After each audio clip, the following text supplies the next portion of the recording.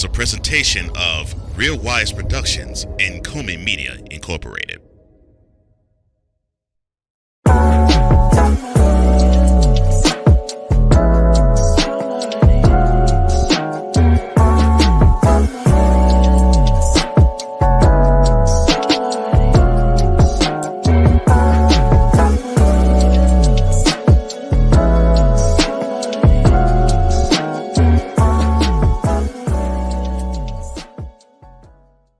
What does classless really mean? Next on Mentality.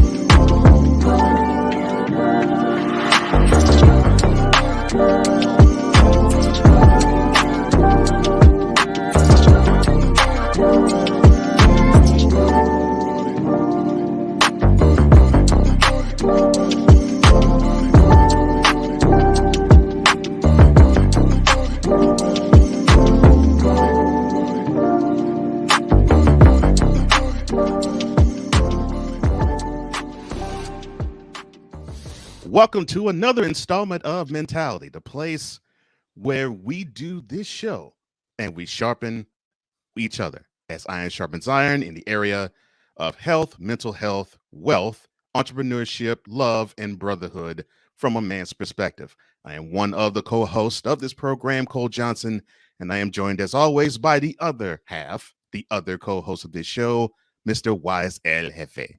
How you doing, man? I'm doing great, brother. How you? Man, I cannot complain. I cannot complain.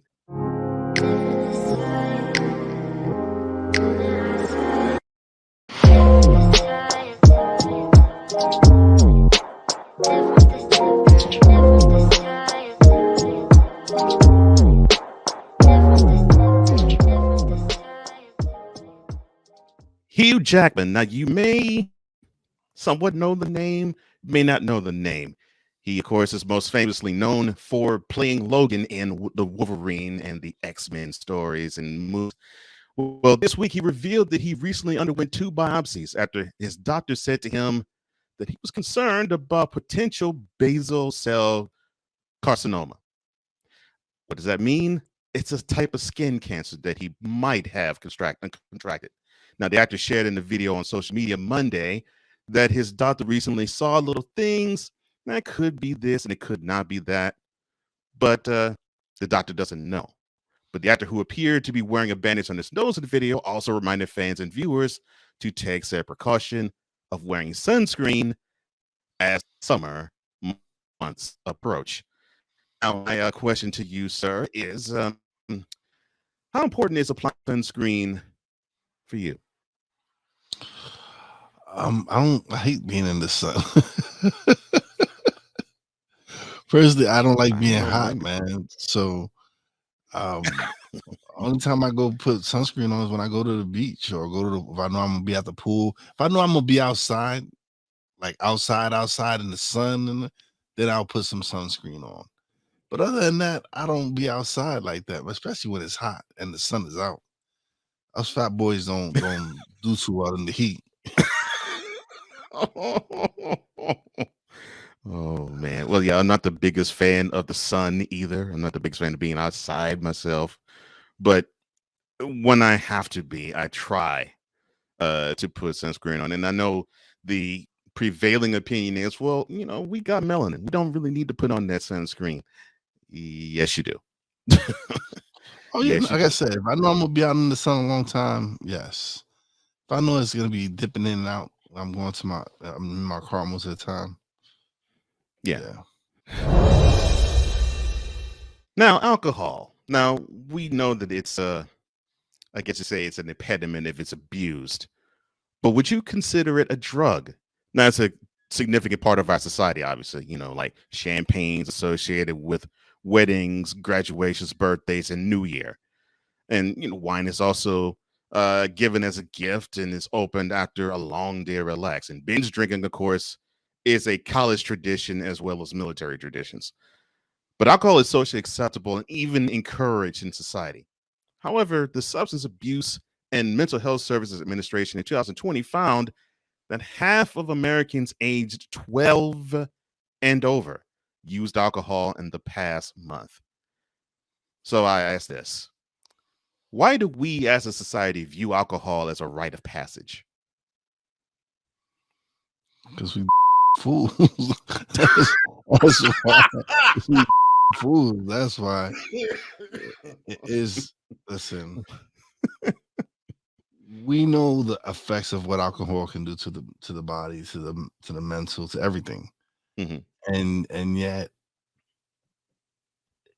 people just abuse it. There's people who can't go without drinking. My brother's a big example of that.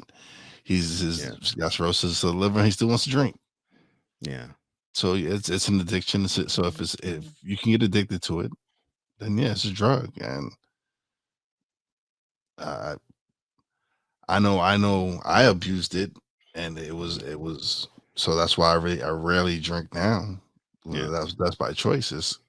I know it leads to no good. It's as far as if you want to consume, if you want to drink like a glass of wine once in a blue, yeah, that's cool. Yeah.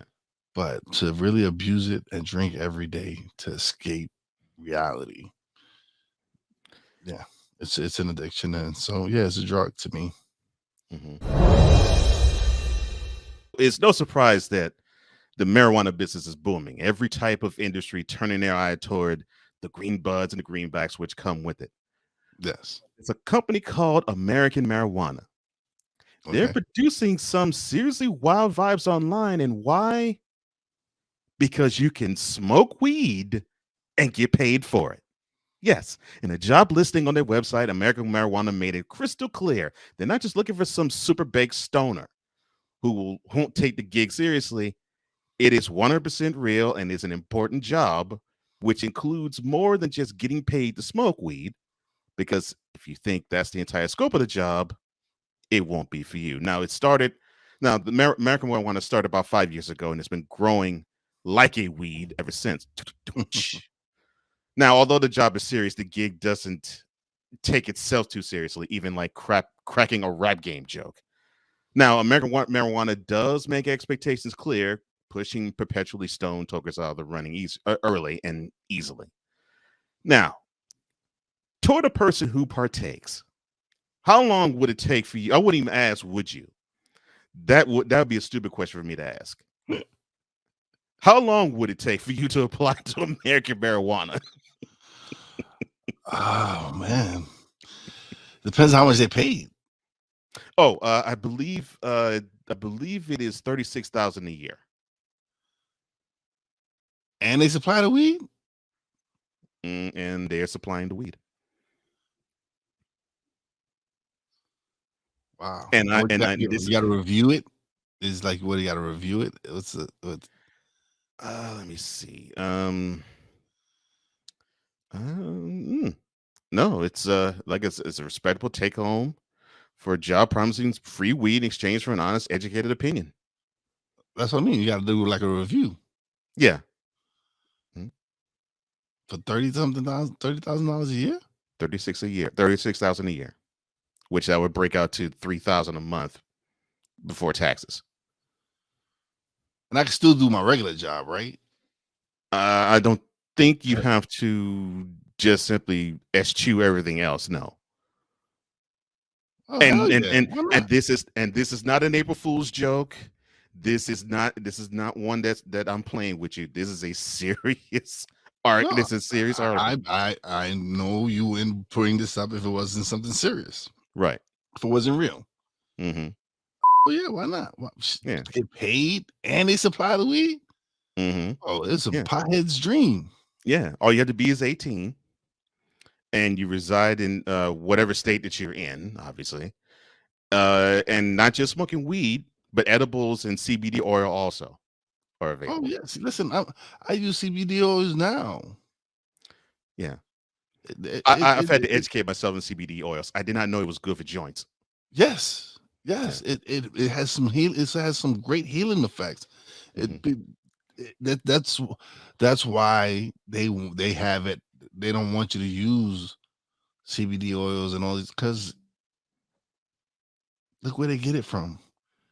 Yeah. And it grows so easily. People will be buying, making their own lotion and all. Yeah. And it heals. It works. I mean, it heals, but it relieves pain, and you ain't got to pop pills. Right. Big Pharma don't want that. No, because they can't make enough money. The money. To do it. Yeah. It's crazy. It's crazy.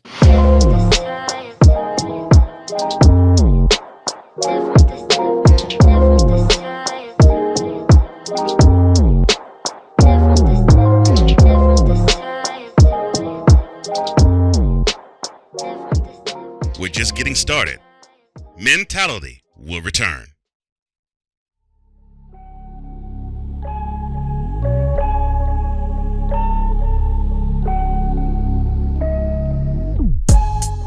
You have to learn to live with yourself before you can make a commitment of yourself to someone else. When you go to something that's already structured, like the church, I don't need to go in there thinking I'm the pastor. It's like already one set up, you know what I'm saying? It just had everything, but I learned, you know what I'm saying? Everything I did, I learned from. So we look forward to seeing you same time, same place. Know that we love you, God loves you more. Continue to stay safe, do the right thing, stay out of trouble. Conversation that informs a community. Brothers of Legacy. Every weekday morning at 9 a.m. Eastern.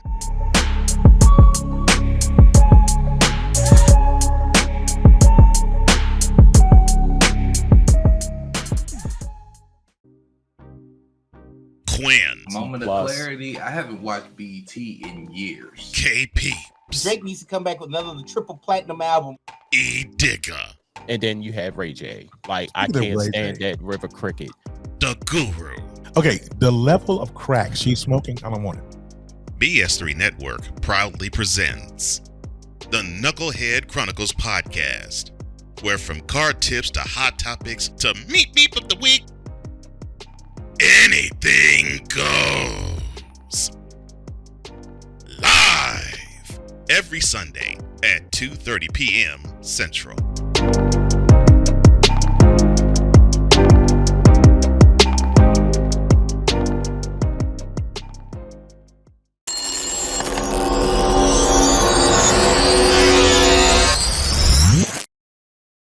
Welcome back to Mentality, the place where this show is created for all men, with Wize and FM Cole Johnson. And earlier in the rundown, we did talk about alcohol. This story is going to be centered around alcohol, but basically the battle to kick alcohol. And it is centered around Jason Ritter. Yes, the son of the actor Jason Ritter, the son of actor, oh good Lord, The late John Ritter. Yeah. John. It's like, I'm seeing all these J names. I'm just like, it's not coming to me. Yes, the late great actor John Ritter, one of my favorite actors of all time, actually. He was on the Drew Barrymore show, and the two of them had a heart-to-heart, and it was about alcohol. Now, what exactly was that conversation about? Well, welcome to Celebrity Style.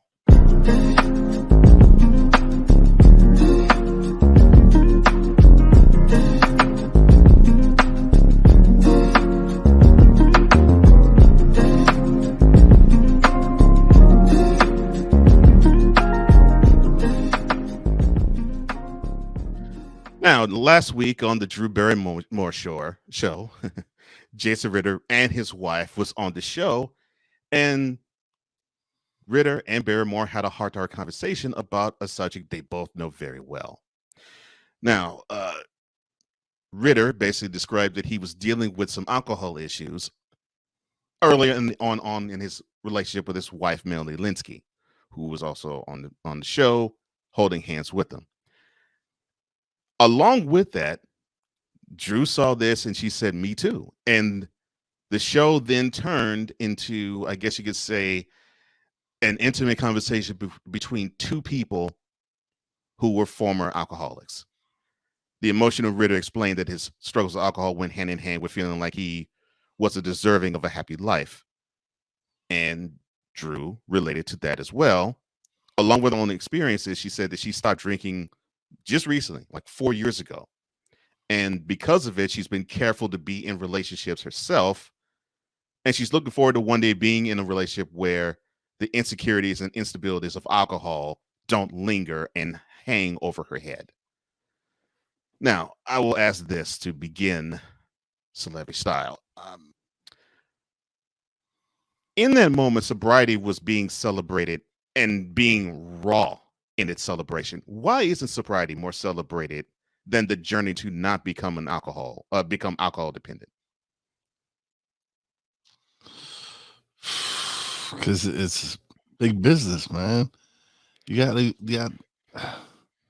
all these people. You got these rappers promoting alcohol. You have, well, it's if people find excuses to drink.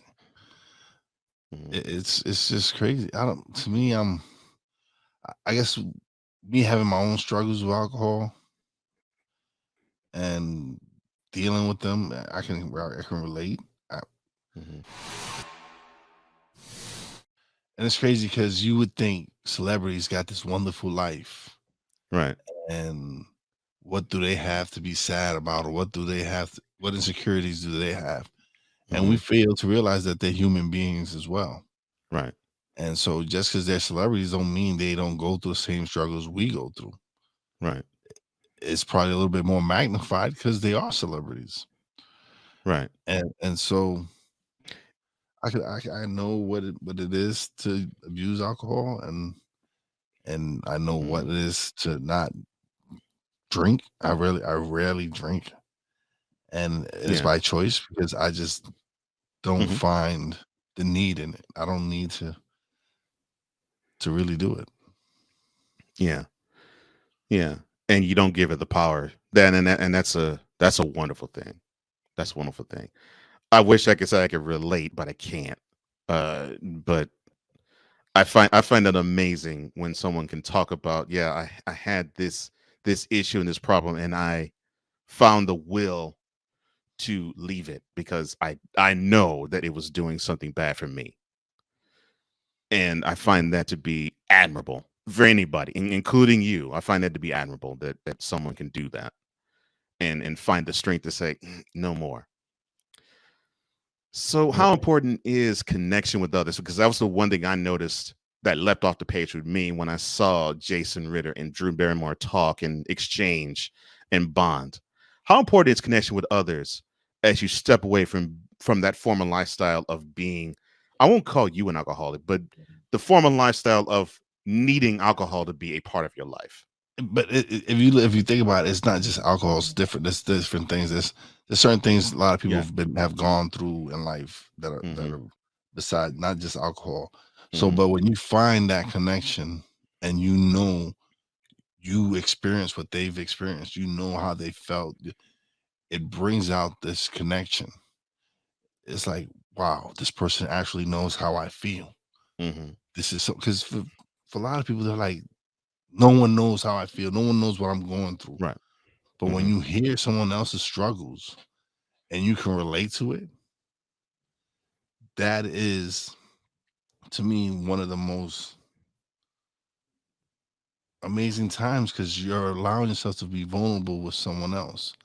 And now you're seeing that, hey, this person is going through the same thing I'm going through.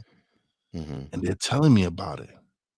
And that makes you want to be like, hey, listen, I know how you feel. This is what I've been going through. And I've been wanting to find someone I can actually speak on this with.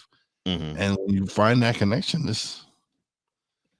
it's awesome because you don't feel alone. Yeah. And I'm sure with many, that's probably why they went to the bottle, is because they felt alone and this was something to cope with it. And I can totally understand that when you get on the other side and it's a scary thing because you do feel alone, but you see someone that went through those similar struggles and got to the similar place that you've arrived. I can see how that would be like, oh, I can breathe because someone knows my struggle and journey. May not know the detail of it, but there's a lot of things in the struggle that I've learned with many, and like you said in the beginning of answering the question, not just with alcohol, with drug abuse, with sex addiction, food addiction, whatever. You find the bonding with somebody because there's certain parts of that struggle that you innately know just by the fact you went through it and got on the other side of it. Yeah, definitely. So now we talked about it a little bit. I guess we can expound on it further. Why is alcohol sold as this way to unwind and relax and escape? Because for the moment, it numbs it. It numbs it all. Like you feel good when you're drunk and you're not. And you're. Some people say your true self comes out when you drink. Yeah, I've heard that. And so sometimes it's for people it's liberating. It gives them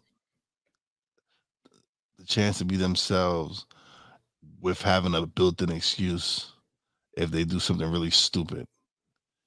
So if they do something really stupid, I was drunk, I didn't know what I was doing. Right. I'm saying so, but it gives them the opportunity to kind of be themselves. Yeah.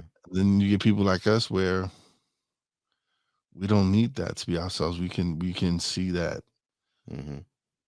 we can just be ourselves. We can honestly just enjoy our lives and be us. We don't have to conform to anything.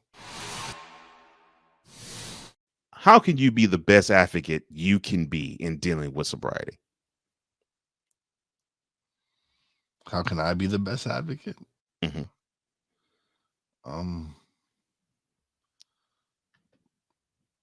By just telling my story, telling people what I've experienced dealing with alcohol and what's going on in my life. That there's reasons why I stepped away, not just because of there's a lot of built-in reasons and so to being able to tell my story and what I've experienced is all I need. That's just sharing my story. Yeah.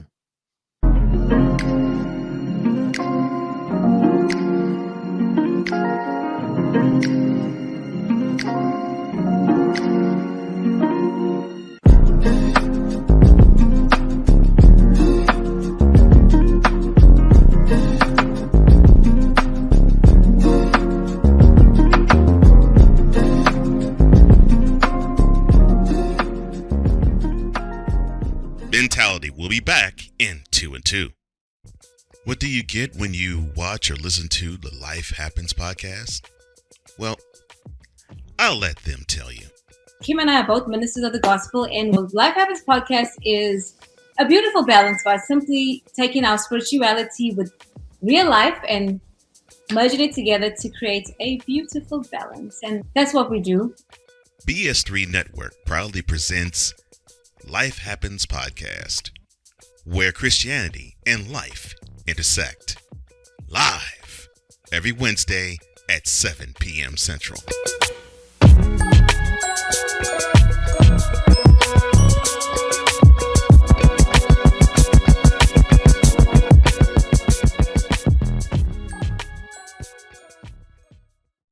Are you looking for something to do on your lunch break? Well, there's a show on the BS3 Network that has only 4 words to say to you. We ready. We ready. We ready for y'all. We ready. We ready.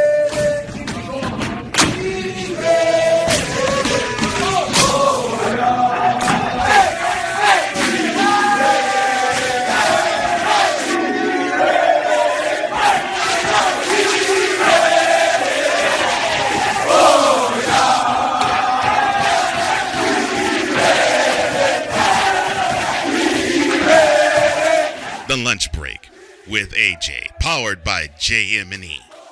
Live weekdays at noon Central.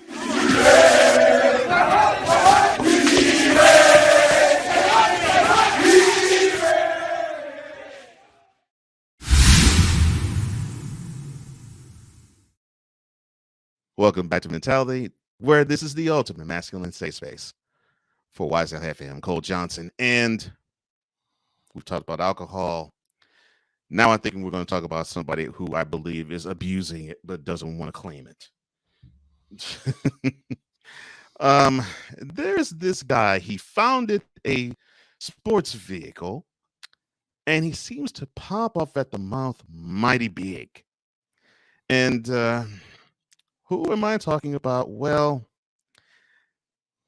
I have to mention him in the phrase of he's an idiot. But I'll explain who that idiot is as we, for Angel Reese, stand in the gap.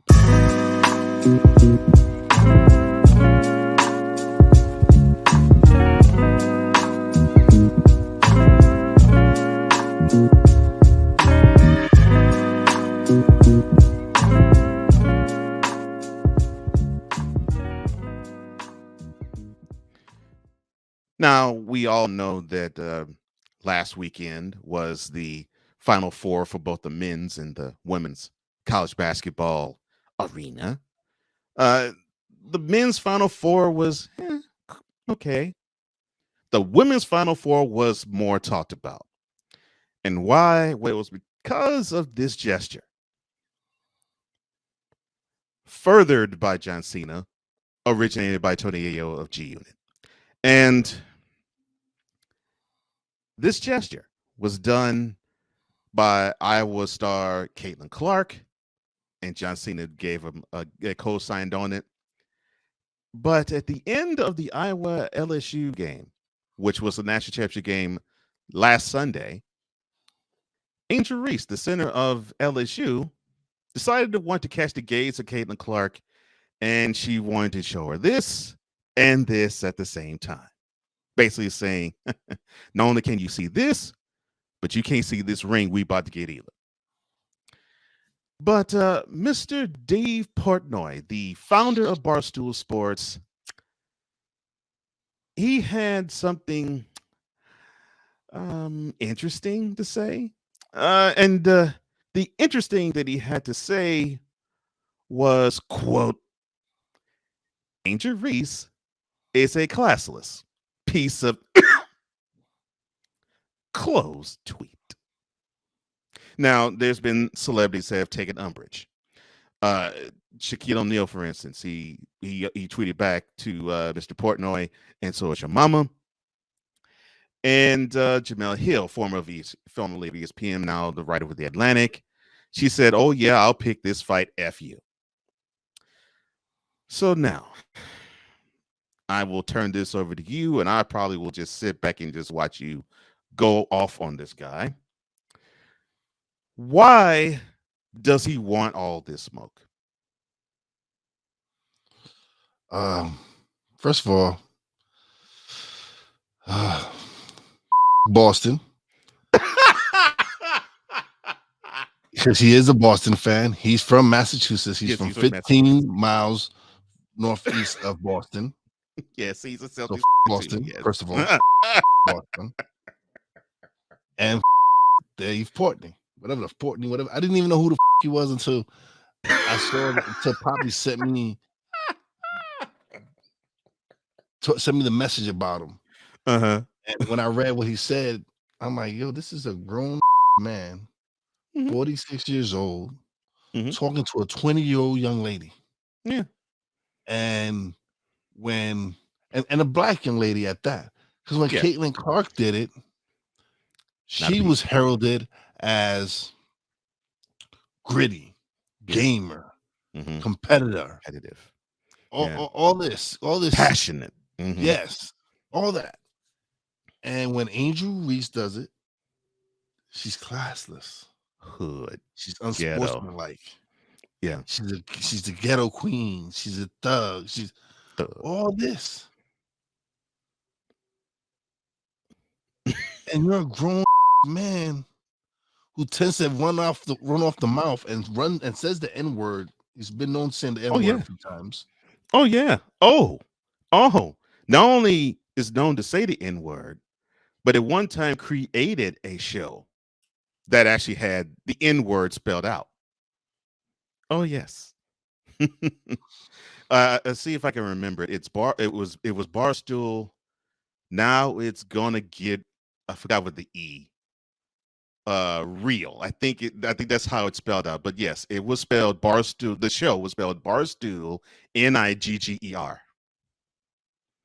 And along with it, yes, he is fond of saying the N-word often. Yes. Oh, man. And like I said, I didn't know who he was. I've heard of Barstool, but I didn't know who he was. And I could care less. Like I don't plan on signing no licensing deal with the Barstools, especially if he's in control of it. Why would I want to be with a racist piece of shit? Well, like that's why. And he has $1 million worth of game is on Barstool. Why aren't they up and uproar? See, this is what I'm talking about. We don't stick together as a community. We don't stick together as a community, because if Gilly and Wallow were really all about the people, but I ain't gonna knock them to get in the bag. Get that bag. But it's kind of a cultural conflict of interest. You're not gonna stand nothing. It's gotta come from the little man. It's gotta come from somebody who don't got, because y'all got. That's what's problem. That's the problem. We don't back each other up. We let like this slide. Yeah. He should get punched in the mouth. Yeah. It's a grown man, 46 years old. She is 20 years old. Why are you even going down to that level with a young lady? That just shows you what a classless piece of you are. And she did nothing to him. Again, this is like the other classless piece of we spoke about last week.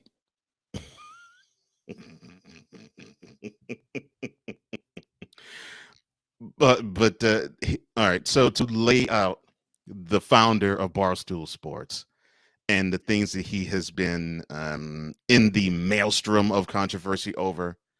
Now people hold against him that he's a friend of Tucker Carlson. I really could care less. I could care less about him being they made for each a other. frequent. Hey, listen, you surround yourself with what you know. Yeah. So when you're a piece of you surround yourself with a piece of Yeah. I particularly don't care about that. I'm like, okay, do you, bro? If that makes you happy, fine. Now this comment that it's centered around that, it took me back a little bit. But he's also known to say some wild crap too, such as when Colin Kaepernick in 2016 kneeled. He called Kaepernick, quote, an ISIS member, close quote. Oh, but it doesn't stop there. Because in 2010, he told a joke about women being raped, and he said the following in this way, quote, if you're a size 6 and you're wearing skinny jeans, you kind of deserve to be raped, right? Close quote. That's the type of individual Mr. Portnoy has portrayed himself to be outwardly. and that's because we elect celebrities to presidents and allow them to say stupid like that. So now everybody feel comfortable saying stupid like that. Yeah. Oh, and he said he's socially liberal, but he voted for Trump. Similar to what you just said. It's like, I voted for him because I really don't care what he stands for. I don't care about his platform. I just love the fact that other politicians are absolutely crapping in their pants for him.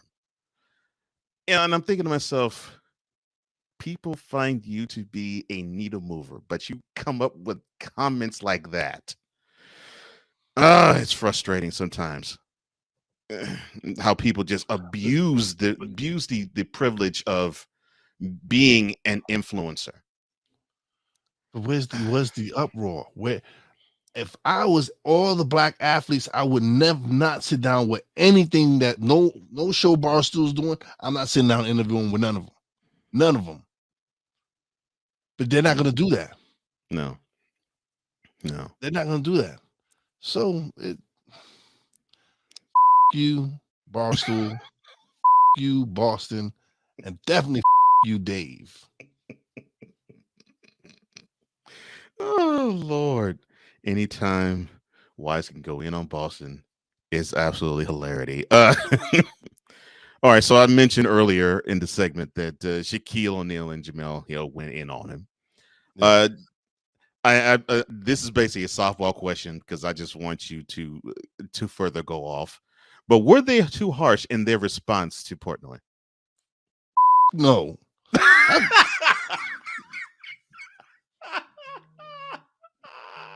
I would have said a little bit more stuff about his mama. They were kind of nice. They put nice. They would be nice. Oh, there would have been some stuff would have been said about his mama. He said, "Hey, your mama too." Yeah, his mama is probably a classless act.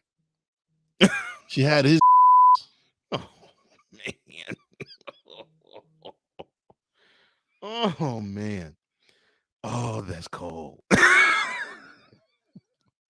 I see why now why Vicola says I'm bizarro wise. I'm so positive and all this other stuff on the other show, and then I get on this show and I just rip people a new one.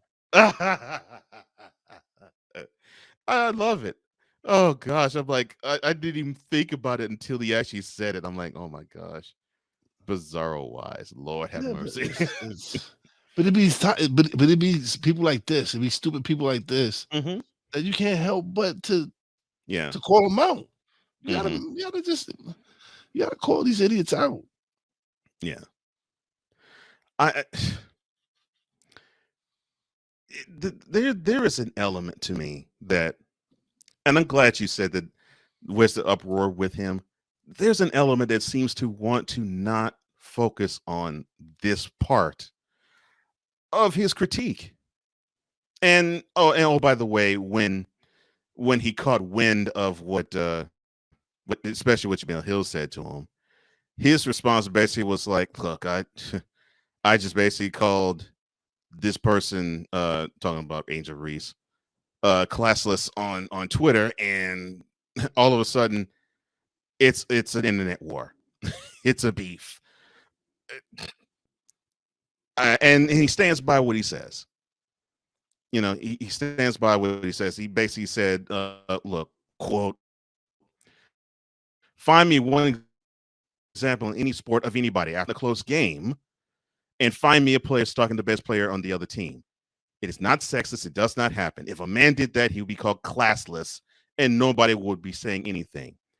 Close quote. Here's the issue, Mr. Portnoy. So, hold on. So when, because I'm sure you're probably a Patriots fan, yeah, probably is a Patriots fan, probably Tom Brady. But anyway, what about when Mr. Class's self, Tom Brady, walked off the field without shaking Nick Foles' hand? That wasn't classless? Huh? That would no, nothing, not at all. Man, please, man, these dudes need to shut the hell up.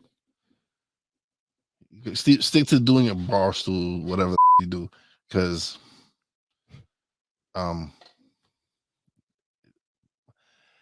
Caitlin Clark didn't see nothing wrong with it.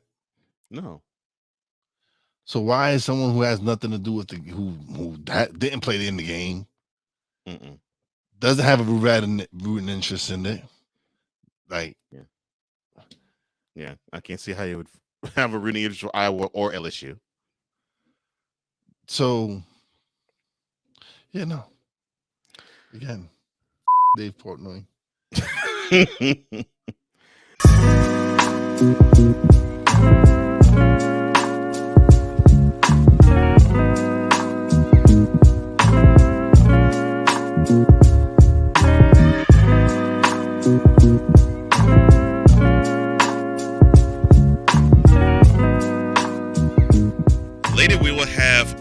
from the throne. This is Mentality. That's why we here on this platform. Marriage, a loving splendor, a daily grind. Such is the case when Damien and Jamie get together and chop it up, for marriage is real. Let's just lay it all out here. Let's just be real with it. Join this wonderful couple who keeps it real and always in love. BS3 Network proudly presents Marriage is Real, where love is the only thing that matters. Live every Tuesday at 8:30 Central.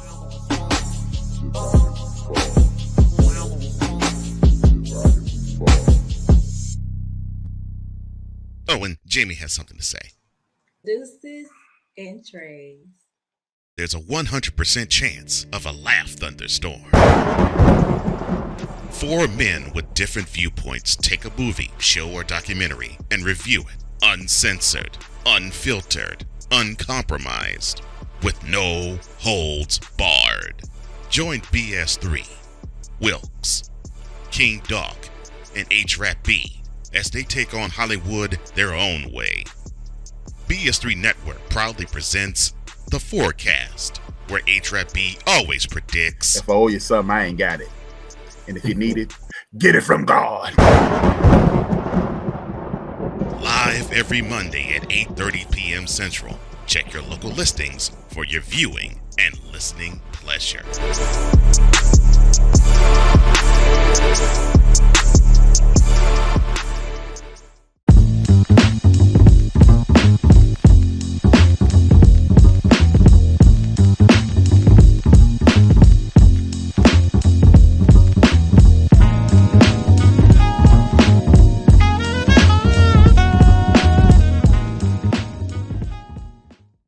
Oh my God. So he said, look, I call it classless pizza.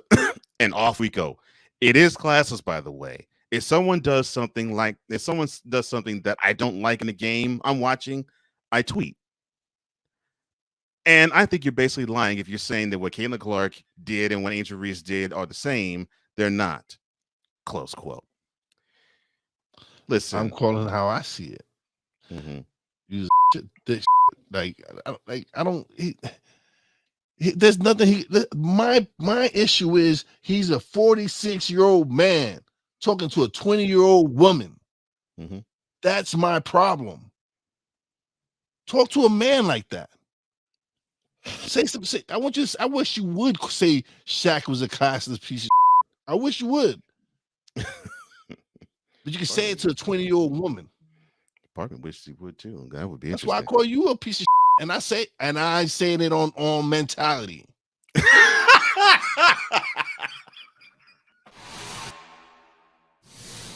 It is the same. What Caitlin Clark and Angel Reese did was the same. Now, it's a different version of the same, but it was the same. Because guess what it is? It is trash talking. But obviously, you must not have been watching the same game that Wize and I was watching. Because when Angel was doing this to Caitlin, there was still time on the clock. Now, if you were to see this at the handshake line, then you might have a point. And if a man did that and he would be called classless, you're right about that. Because that's what Howard was called last year, when at the end of a Michigan-Wisconsin game, and people were at the handshake line, but Juwan Howard was having issues with different players on Wisconsin and the refs in that game, which it ended up becoming a fight because he threw a punch. Not only was he called classless, but people was calling for his job. And I'm sure you were probably one of them who was doing it. So why is there seemingly this racial overtone to this backwards commentary of having a guy call a women's college basketball player classless?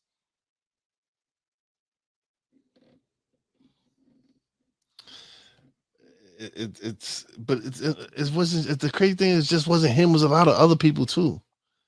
It was just a lot of other people that made stupid comments, and You ain't never lied.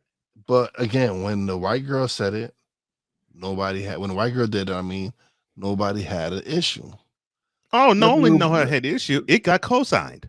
And when the little black girl did it, everybody had problems. Oh no, she's from the ghetto. She's hood. It's uncouth. I think I can speak for Wize when I say the following. Angel, I have absolutely zero problems with what you did.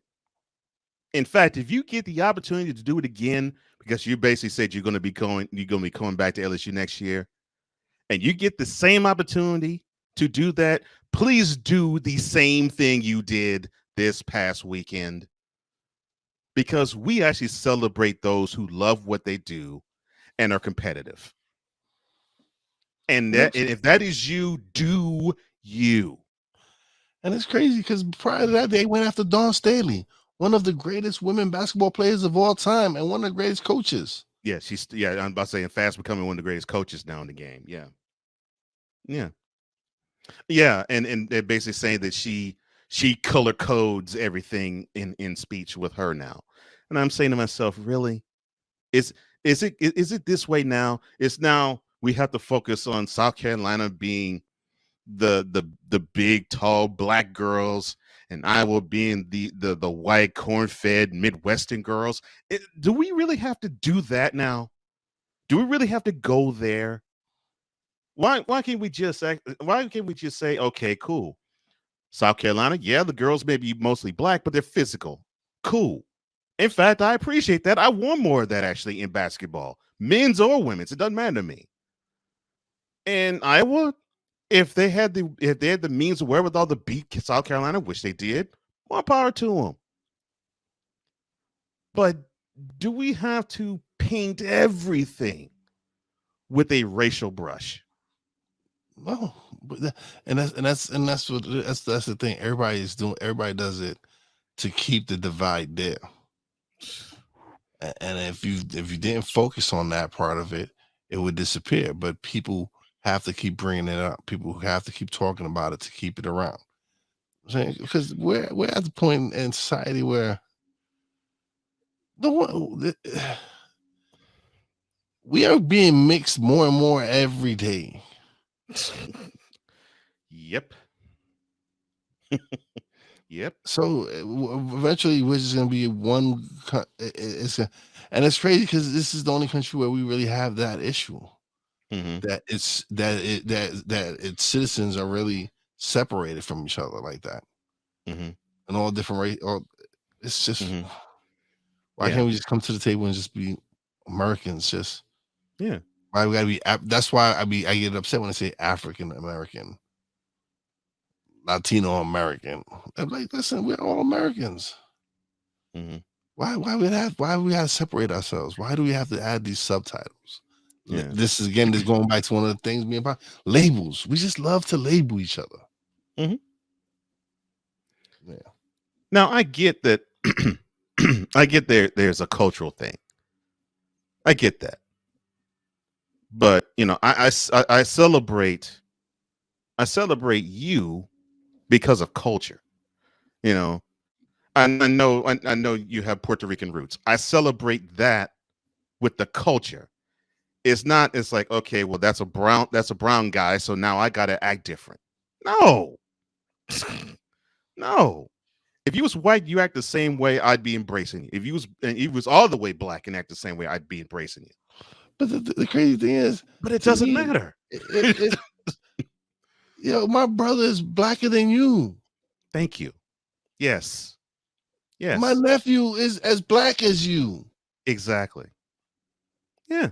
So what? Because I'm a little bit lighter. Oh, please, man. No. It's stupid. I agree with you, man. It's stupid. It's absolutely stupid. It's absolutely stupid. It's like, man, because I dig people's cultures. If it's different than mine, I'm like, man, I'm eating it up. I'm celebrating it because it's something different. And it's meant to be celebrated. Just like my culture is meant to be celebrated. Yeah. So let's get about the business of celebrating it instead of saying, oh, yeah, instead of me going, oh, why is your skin's too light? I can't really associate with you. Or you saying to me, oh, no, Cole, your skin's too black. I can't really fool with you. What type of stupidity is that? Yes. Yeah. If you look at the audience of Snowman in the Morning, it's multiracial. It's just men who enjoy the show. Mm-hmm. None of us on that show look at color. We all just look at each other as men. Mm-hmm. So it kind of frustrates me sometimes but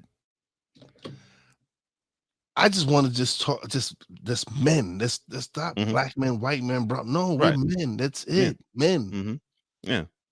Yeah. Why can't it be like that? Because that's how Snowman in the Morning rolls. Mm-hmm. It's we have men of all race, color, creed, everything on the show. Yeah. And audience members of the show. Mm-hmm. Yeah. Because and why? We relate to each other as men. Mm-hmm.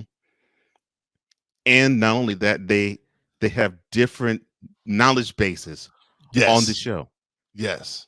Like I actually saw a black guy talk about hockey and know what he's talking about. And I'm not just talking about me. Wize has done it. I mean, to me, it's like, if you know something about it, cool. I'm just a guy who Let's speaks do sports. it. I'm a guy who speaks sports. That's it. Yeah, let's do it. I want to learn. Yeah. I don't care about the labels. I don't either. I don't care about that. None of that. I don't care that. Well, it's like, but we want to keep dividing it and making it. No. Let's just continue to do what we're doing. Mm-hmm. That's why I feel we should, like, when we fill out for stuff here in this country, we should not put in if we're African. There should not even be a question. Yeah, I agree. Should not even be a question. I agree, but unfortunately, that is just how society is. I know, but and it's now to the point where I technically could check that now. When I if I get a chance to fill out my race, not only can I check black or African American, I could check of Latin descent too if I wanted to, because I do have some Latin blood in me. But it's now gotten down to that finite understanding, and it's like, why do you have to pre-qualify people that way? Yeah, it's just ridiculous, man. And it's just, again, we're a society of labels. We just like to label each other, and that's how they separate us. And I totally agree with Poppy on that. We are a society. I'm over that. Yeah.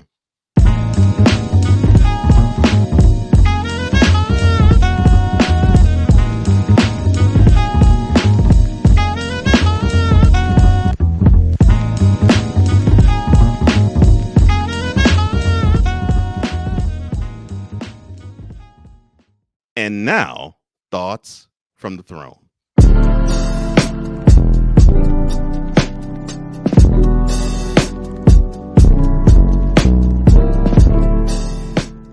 All right, so I've already been roasting Dave enough, so I'm not gonna even touch that clown right now. I'm gonna let him be and focus on a little bit of something more positive. My New York Knicks have clinched the number 5 spot in the Eastern Conference. I'm not gonna act like Stephen A and act the fool, because I had faith in my team. I knew they were gonna be good. I knew the young guys were gonna come through and beat Boston 3 out of 4 games.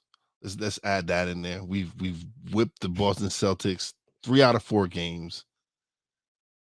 So yeah, it's Boston. And it's great to see the Knicks in the playoffs. I'm so excited. I don't care what Stephen A. Smith says about if they lose to Cleveland, it's gonna be a waste of a season. No, because no one expected them to be this good. Well, I did. I expected them to be good. But Jalen Brunson, greatest signing we've made in the last 20 years. Sorry, Melo, but he's actually he is a leader of men. And I love that fact that he's come in and he's made this his team. I love Julius Randle. Great season. But Jalen Brunson, this is your team. I salute you, brother. Get us to the second round, and hopefully you can get us beyond that. I would love it. And that's what I just wanted to talk about on my thoughts from the throne. Because I just wanted to celebrate my team, the New York Knicks. And I'm good. Oh my gosh. Yes, my brother fails to disappoint. He does not. Oh my gosh. Oh Lord. Okay, how to follow that? Well, this past week, and we'll talk about this next week's show. Was the anniversary of Martin Luther King's assassination, and a lot of what I think we were discussing and talking about, I think would have hurt the good doctor. And I say that because he fought for us to, of course, be recognized for who we were as human beings. But he would witness somebody call someone else classless, all because of the joy that person was doing in a moment, had to be disparaged by a narrative that's painted out there. He didn't die for that. He died, unfortunately, so that we could celebrate our uniqueness. That's the beauty of us all. We are uniquely made. There's a scripture that says we are fearfully and wonderfully made. All of us are unique. We're even unique to one another if we are in the same race, and I put that in quotes, because we are unique to one another. So it's time for us to celebrate our uniqueness. Celebrate it, enjoy it, embrace it, be at one with it, instead of wanting to assimilate. Because I'm sure this is something that Dr. King would celebrate. You were born an original. Don't die a copy. And those are thoughts from the throne.